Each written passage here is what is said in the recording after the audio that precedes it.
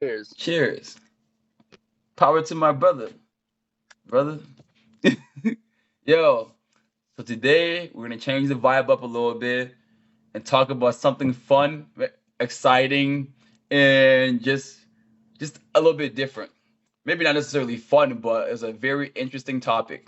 So we're gonna talk about hookup culture, how social media has. Fun. What'd you say? Definitely fun. How social media has changed the game, and also hypergamy, because this dude Austin really wants to talk about hypergamy, whatever that be. Yo, so first thing first, my brother, what exactly is hookup culture? Oh man, it's everything we've been doing. It's a good time. You know, Hey, I wasn't A part lot- of it. I wasn't there, but I might have been there, boys. we've all been there. We've all been there. Trust me. So trust me. Well, some of us, some of us aren't even going to be listening to this podcast. They're just going to be the next famous Google search applicant of Pornhub. But yeah, some of us have like actually seen. What is hookup culture. You know, and hookup culture is like everything you want it to be. You have fun, you hook up, you go to a bar, you get drunk, find another drunk girl, you hook up, you forget each other's numbers, and you never talk to each other again. See, that's the sad point. You didn't connect. You missed the mark. You basically put your genitals together and you go away. That's the sad truth. Touche. And that's real bad. That's real bad for a lot of ways that we'll get into. I got a question for you. Okay, hookup culture, like I feel like it's more like a college type vibe, right? It can be, well, a lot of that happened in college. Touche. College they set that up. I've been in a lot of college, so I basically understand that. That's true until you get into your master's degree, then that's not true. Everybody's married in your master's degree for some reason. It's real weird. I went from like, yeah, my undergrad at St. Cloud State, yeah, I'm fucking and ravaging, and then all of a sudden I'm like, every guy in my class is gay and nobody wants me.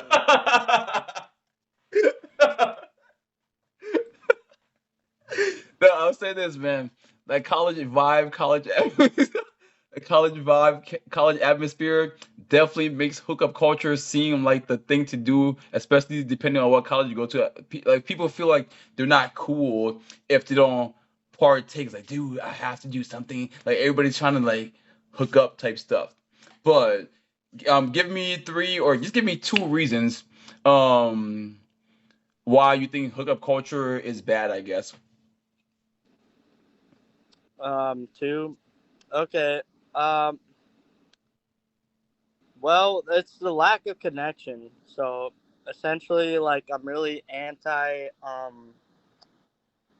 anti lack of connection. Like, our culture's been pretty much put off from connection for a while, Yeah. and that's been pretty upsetting to see.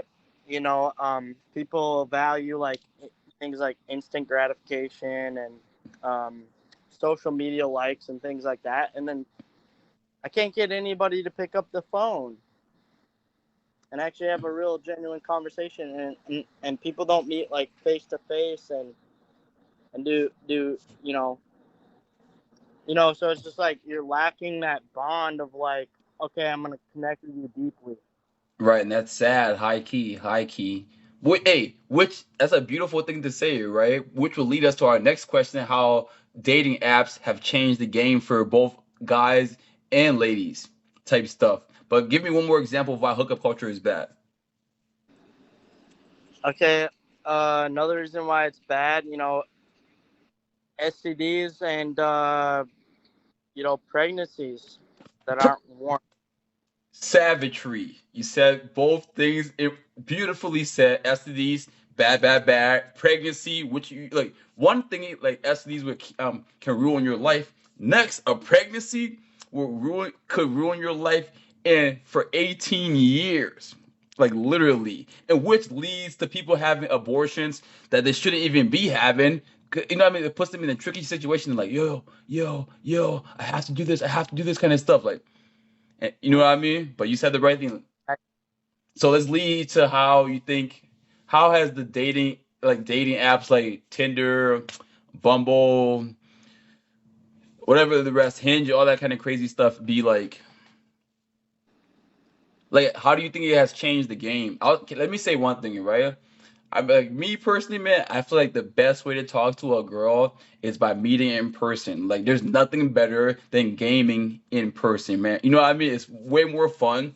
Next, like you get to test your own vibe. Next, let's just say if you were actually at a bar, right?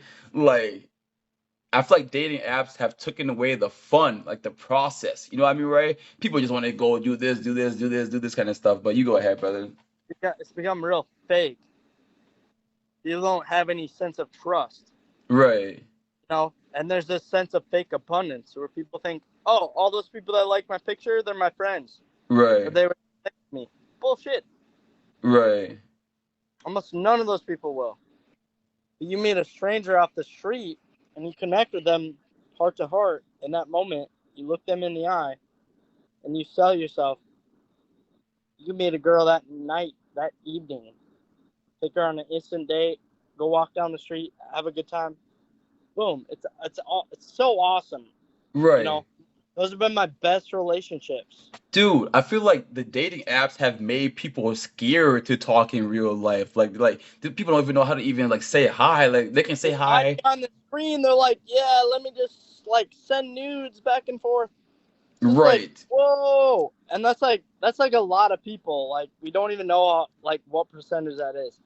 I would say, and this is just like an assumption, like 80% of people are just like hiding behind a screen, just like Gross. doing the Facebook thing and all that stuff, and they're talking hypersexual on social media and everything. But then when it comes to real life, they're like, oh, Sad, bro. Sad. Especially considering like when we used to go to the bars, man, everything we used to do was in person, bro. Like all that other stuff, I feel like for me, dude, dating apps are way more weird. we weren't shy, and and all we want to do is connect with other people. And plus, Like, we we're the were type just of dude. friends. It was cool. It was cool as fuck. Like, there was never any bad vibes. Right, and for example, right, when we used to go, we were the type of brothers that would go like, "Yo, we're all gonna wear the same headband. Oh, we're all gonna wear the same hat and flip it to the side or some crazy stuff like that. Oh, Yeah, we it all was wear just the a same shirt." joke. Right, just as a joke We're and just joke. to We'd mysteriously offend somebody, no matter what, because we or were just so like. really arm wrestling dudes for fun. Like, yo, It but was hey, just a good time. right. I feel like dating apps, like you said, has ruined the time, the connection. Like people are less, like people are just scared to talk overall, right? But with that being said, right, what the heck is hypergamy? You always be saying this word, hypergamy. Like, what is that, brother? It is the biological drive, and I believe it's biological. Yeah. Google says it's like conditioned, it's socially conditioned, but Uh-huh. we could argue about that. But I believe it's a biological drive to always seek um your most successful biological partner, and that for men is like your most attractive woman that you can meet, and you're never gonna revert from that. Uh-huh. You meet the 10, what you consider a 10. Guys are more visual. Women are more like a guy that is more status prone, but she also wants a guy that's over 6 foot. According to Tinder profiles, she also wants a guy that's like 6 foot tall, um, Six pack? and a six pack, and he's just this cocky, witty, funny dude. Uh-huh. She doesn't say anything about living in his mom's basement or being Mm-hmm. a pedophile or any of this other shit Uh-huh. that society comes up with about being a nice guy. So, like, literally, she just wants this guy that's just this, like, really alpha dude, Yeah. and he'll like fuck the shit out of her, lay waste to her, and he'll fuck her in a bar or an alleyway. He doesn't care. So like she's really not looking for like a shy, nice guy or somebody who questions like social norms. That's like, should I do this? Are people gonna get mad at me? No, So she's literally looking for the most savage motherfucker that's gonna like fuck her in his van. so so like so hypergamy is like somebody that's like from what you're trying to say like top alpha, like for example like a football player, like the best Fearless. athlete, jock type dude, Fearless. No, fearless, what like assertive fearless. with sex, says it how he wants type of stuff. Fearless, or challenging social norms. Okay, I got wait, Back. pause. I got a Either question for you. you're I got a question for you. I got a question for you. the main key here is fearlessness. Wait, pause. I got a question for you. Okay. Okay, from that perspective, right? What give me an example of a guy looking for a girl hypergamy style type stuff. So what are guys looking for in a hypergamy girl? I guess that's interesting. a, what do you mean? Like, okay, so like a guy's hypergamy, like Yeah, you know he how you said wants the girls. he wants the hottest girl he can get. Mm-hmm. And you know what a hot girl is, and it's different for every guy. Like some guys like big boobs, big tits, big ass, whatever. Yeah. You know, I'm a little different. I like little boobies. You know, little feet. You know, I like different style. You know, that's my hypergamy. Yeah. And also, I like I like some fiery ass women. I like some women that are like pretty psychotic. Like some feisty type girls. Yeah. Mm-hmm. Okay, that makes sense. That's a good So example. so That's a, that's what I'm like aroused by. You know, even though my mind tells me, you know, you should just find like a nice, stable woman. I can't. I haven't found myself with a nice, stable woman yet in my life. I've uh-huh. had a hard time with that. And so I'm wondering, you know, girls are going through that too, and they're going through it in a different way. And it's like their hindbrain is aroused by something, you know, probably fiery and feisty as well. Yeah. And I feel like social media speeds up that cue to an extent Right. where it's like she's bored. Like people are bored all the time. It's like they get all this overstimulation on social media to the point where like you can barely meet a girl on social media. You can't. Right. And I feel like people are stuck up too. Right. I feel like You getting have to meet a girl in person in order to stimulate her in any sense.